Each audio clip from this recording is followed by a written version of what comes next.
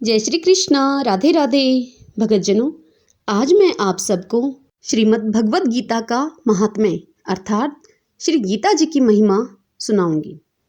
भगतजनों, वास्तव में तो यह श्रीमद् भगवत गीता का महात्म्य वाणी के द्वारा वर्णन करने के लिए किसी की भी सामर्थ्य नहीं है। आशा करती हूँ कि आप इसे ध्यानपूर्वक सुनेंगे। सर्वप्रथम भगवान का ध्यान करेंगे। ओम श्री परमात्मने नमः। ओम श्री कृष्णाय नमो नमः। श्रीमद् भगवत गीता एक परम रहस्यमय ग्रंथ है। इसमें संपूर्ण वेदों का सार संग्रह किया गया है। इसकी संस्कृत इतनी सुंदर और सरल है कि इसमें थोड़ा अभ्यास करने से मनुष्य उसको सहज ही समझ सकता है, परंतु इसका आशय इतना गंभीर है कि आजीवन निरंतर अभ्यास करते रहने पर भी उसका अंत नहीं आता। प्रतिदिन नए नए भाव उत्पन्न होते रहते हैं। इससे यह सदैव नवीन बना रहता है एवं एकाग्रचित होकर श्रद्धा भक्ति के सहित विचार करने से इसके पद पद में परम रहस्य भरा हुआ प्रत्यक्ष प्रतीत होता है। भगवान के गुण, प्रभाव और मम्र का वर्णन जिस प्रकार इस गीता शास्त्र में किया गया है, वैसा अन्य ग्रंथों में मिलना कठिन है, क्योंकि सभी ग्रंथों में कुछ न कुछ सांसारिक विषय मिला रहता है। भगवान ने श्रीमद् भगवत गीता रूप एक ऐसा अनुपमेय शास्त्र कहा है जिसमें एक भी शब्द सह उपदेश से खाली नहीं है।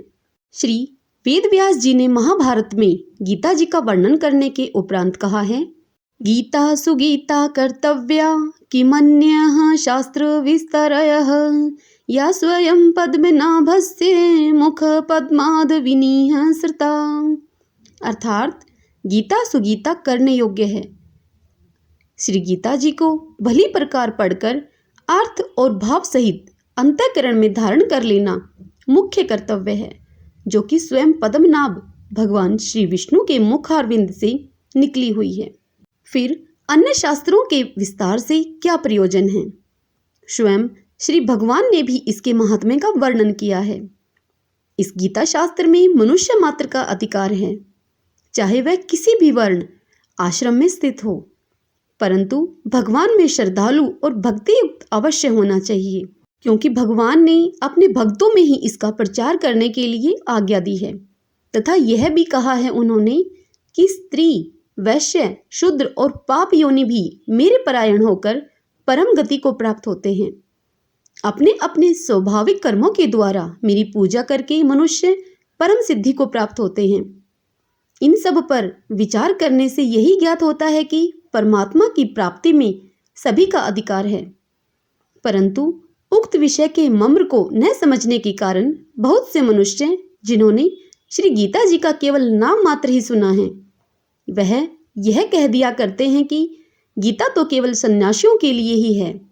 वे अपने बालकों को भी इस भय से श्री गीता जी का अभ्यास नहीं कराते कि गीता के ज्ञान से कदाचित उनके बालक घर छोड़कर सन्यासी न हो जाएं, किंतु उनको विचार करना चाहिए कि मोह के कारण क्षात्र धर्म से विमुख होकर भिक्षा के अन्न से निर्वाह करने के लिए तैयार हुए अर्जुन ने जिस परम रहस्यमय गीता के उपदेश से आजीवन गृहस्थ में रहकर अपने कर्तव्य का पालन किया, उस गीता शास्त्र का यह उल्टा परिणाम किस प्रकार हो सकता है? अतएव कल्याण की इच्छा वाले मनुष्य को उचित है कि मोह का त्याग कर अतिशय श्रद्धा भक्ति पूर्वक अपने बालकों को अर्थ और भाव के सहित श्री गीता जी का अध्ययन कराएं एवं स्वयं भी इसका पठन और मनन करते हुए भगवान के आज्ञा अनुसार साधन कर्म करने में तत्पर हो जाएं, क्योंकि अति दुर्लभ मनुष्य शरीर को प्राप्त होकर अपने अमूल्य समय का एक भी क्षण दुखमूलक क्षण भंगुर भोगों को भोगने में नष्ट करना उचित नहीं है। आइए अब श्री गीता जी का प्रधान रहस्य समझते हैं। श्री गीता जी में भगवान ने अपनी प्राप्ति के लिए मुख्य दो मार्ग बतलाए हैं। एक सांख्य योग और दूसरा कर्म योग है। उनमें संपूर्ण पदार्थ मृग तृष्णा के जल की भांति अथवा स्वप्न की सृष्टि के सदृश मायामय होने से माया के कार्य रूप संपूर्ण गुण ही गुणों में बरतते हैं।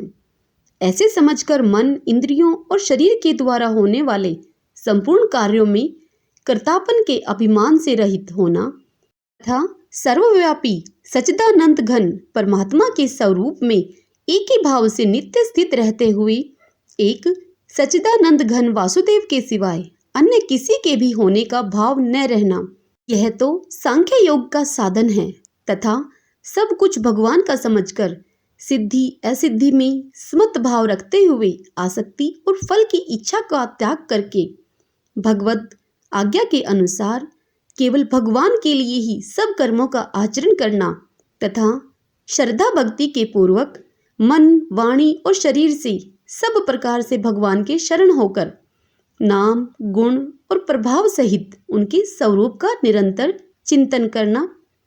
उक्त दोनों साधनों का परिणाम एक होने के कारण वे वास्तव में अभिन्न माने गए हैं, परंतु साधन काल में अधिकारी भेद होने से दोनों का भेद होने के कारण दोनों मार्ग भिन्न भिन्न बतलाए गए हैं।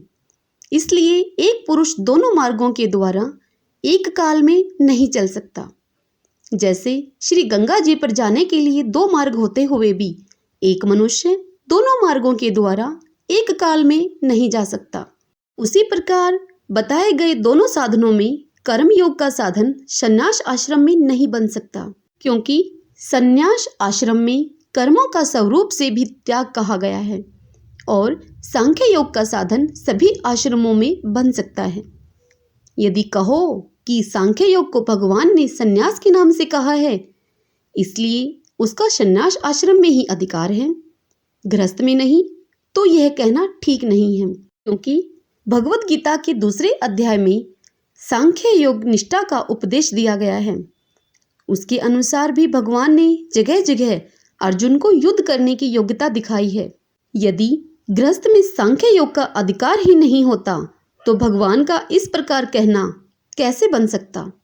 हाँ, इतनी विशेषता अवश्य है कि सांख्य मार्ग का अधिकारी देह अभिमान से रहित होना चाहिए, क्योंकि जब तक शरीर में अहम भाव रहता है तब तक सांख्य योग का साधन भली प्रकार समझ में नहीं आता।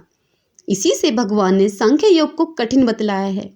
कर्म योग साधन में सुगम होने के कारण अर्जुन के प्रति जगह जगह कहा है कि तू मेरा निरंतर चिंतन करता हुआ कर्म योग का आचरण कर। अब भगवान का ध्यान और मनन करेंगे।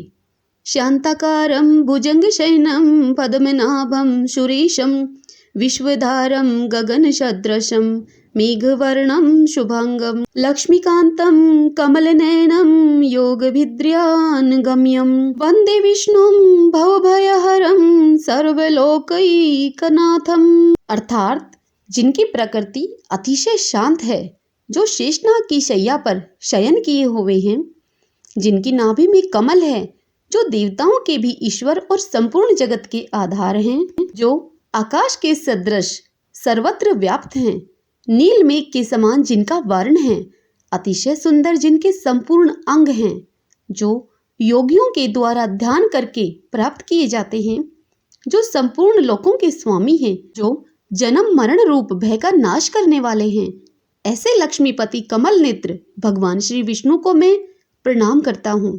ब्रह्मा, वरुण, इंद्र, रुद्र और मरुदगण दिव्य स्तोत्रों के द्वारा जिनकी स्तुति करते हैं, सामवेद के गाने वाले अंग, पद, कर्म और उपनिषदों के सहित वेदों के द्वारा जिनका गान करते हैं, योगी जन ध्यान में स्थित तद्गत हुए मन से जिनका दर्शन करते हैं, देवता और असुरगण कोई भी जिनके अंत को नहीं जानते, उन परम पुरुष नारायण देव के लिए मेरा नमस्कार है। ओम श्री कृष्णाय नमो नमः। ओम श्री परमात्मने नमः। यदि जाने अनजाने हे कृष्णा मुझसे भगवत गीता की महिमा का वर्णन करते समय कोई भूल हुई हो तो मुझे क्षमा कीजिएगा। भगत जनों, ये मैंने आपको श्रीमद् भगवत गीता की महिमा सुनाई है। अब कल से हम भगवत गीता का प्रतिदिन एक अध्याय सुना करेंगे। यदि आपको मेरे द्वारा श्रीमद् भगवत गीता की यह महिमा सुनना पसंद आया हो तो इस वीडियो को लाइक करें और शेयर करें और पुण्य कमाएं। और यदि आप मुझे पहली बार सुन रहे हैं तो मेरे इस चैनल श्री कृष्ण दीवानी को सब्सक्राइब कर लीजिएगा, बेल आइकन वाला बटन भी प्रेस कर लीजिएगा। जय श्री कृष्णा, राधे राधे।